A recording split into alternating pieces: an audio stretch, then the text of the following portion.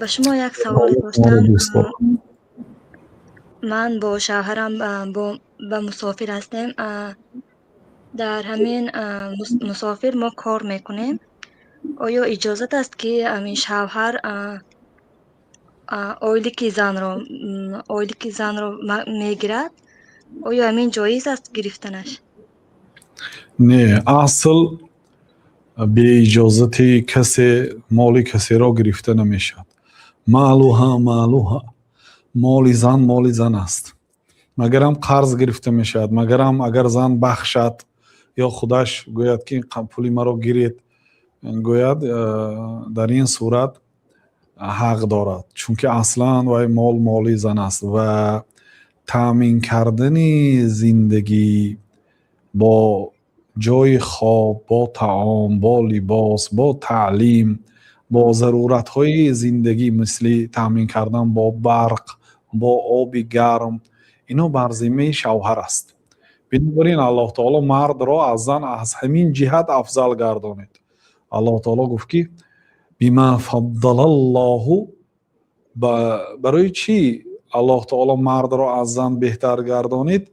بما انفقوا، به سبب آنه که بر بالای زن نفقه میکند. دست دهنده از دست گیرنده بهتر است. مرد که صدقه نفقه میکند با جای خواب، با لباس، با طعام، با تعلیم، با همه چی تامین میکند، بنابراین مرد بر بالای زن فضل دارد، یعنی برتری دارد. یعنی صرف و خراجات زندگی بر دوش زن نیست.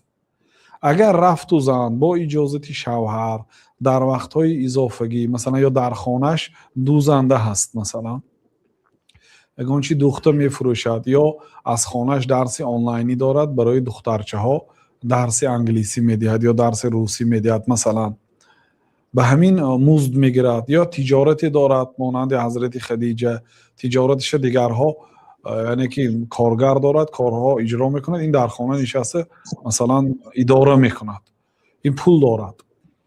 اون پول از آن همون زن است. یعنی شوهر حق ندارد که گوید که تو صرف و خراجات خانه را کن، لیکن زن از خودش دانسته کمک کند، دید است که مثلا شوهرش درآمدش کم است، محتاج است، اگر از خودش دانسته دهد هیچ گپی ندارد، لیکن شوهر حق ندارد. لیکن با وجود همین پولی که زن دارد به اجازت شوهرش استفاده نبرد. پول خودش است، لیکن اجازت پرسیده بعد استفاده برد. و شوهر در این پول حق ندارد مگر هم حق اجازت دادن فقط. مثلا زن فلان چیز اگر که همون پول زنش رو گیرد، بعد از گرفتن همون پول رو کرده دادنش لازم است؟ بله، چون که پولی به اون نیست، حق ندارد. چقدر که مقداری که گرفته باشد همون قدر دادنش لازم است، یا که با یعنی که با فایز برای به فایز، همون قرض حسنه میده. فایز ممکنه اگر از خودش اضافه کرده تیاد خوشا به حالش، نه تیاد دیگه همون دادگیش به شکر. رحمت الله.